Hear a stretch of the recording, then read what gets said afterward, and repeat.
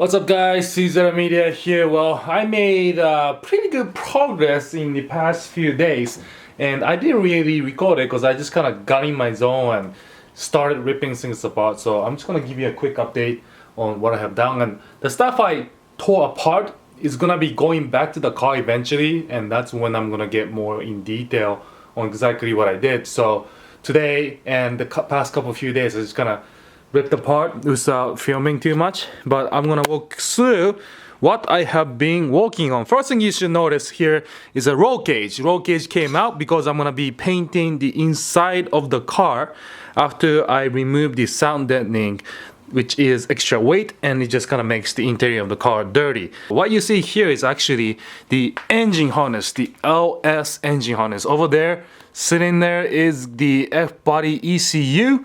You got the big terminal up top, a big pack of connector up top here, and then another pack of connector on the bottom, and these two will basically run down the harness into the engine bay. And again, I'm going to explain the wiring harness for doing LS swaps eventually when I decide to put the harness back in the car, because I'm going to clean this harness up because it's not perfect, but you can kind of see that there's, you know, the injector plugs there, and you got your sensors and all that. But anyways, I'm gonna walk you through that eventually. Over here, sitting in this big pile of mess, is the front harness for the Mazda.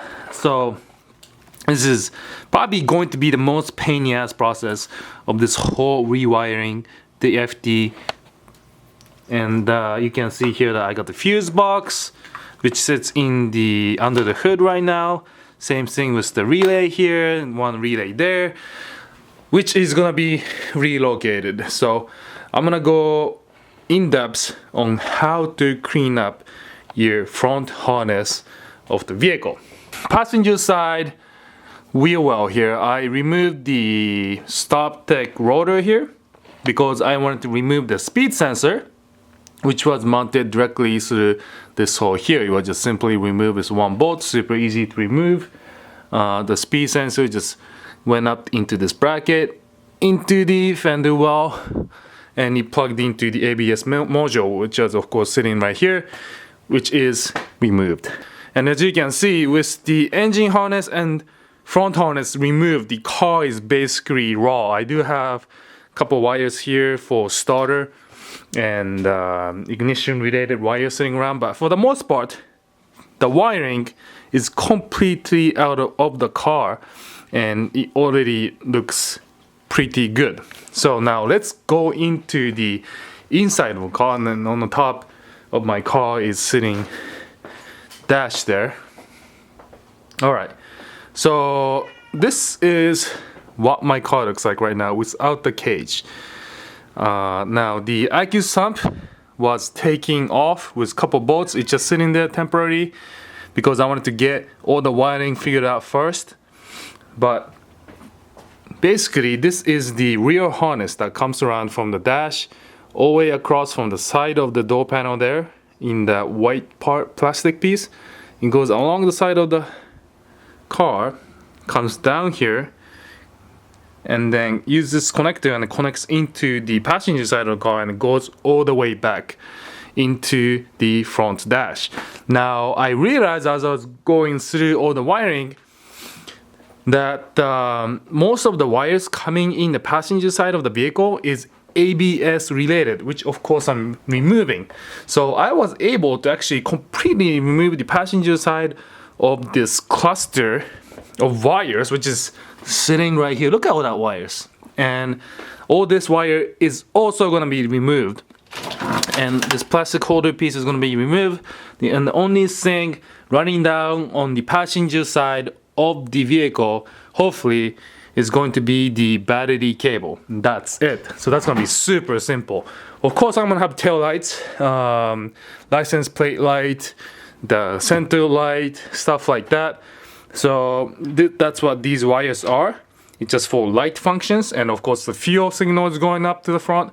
But I have removed the ABS module, which is sitting here, and that looks like this. This is the ABS module that gets mounted in the rear. couple pounds there. And also there was a defog relay which I removed, and with that I removed a whole bunch of wiring.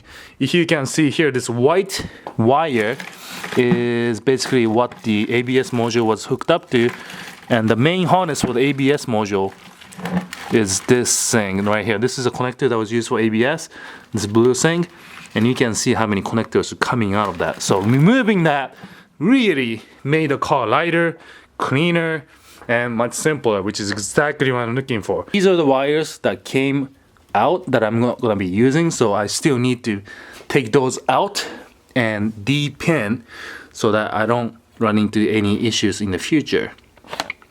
So I'm just gonna go ahead and clean that up. This line here is the line for the AccuSump, which is sitting upside down right now.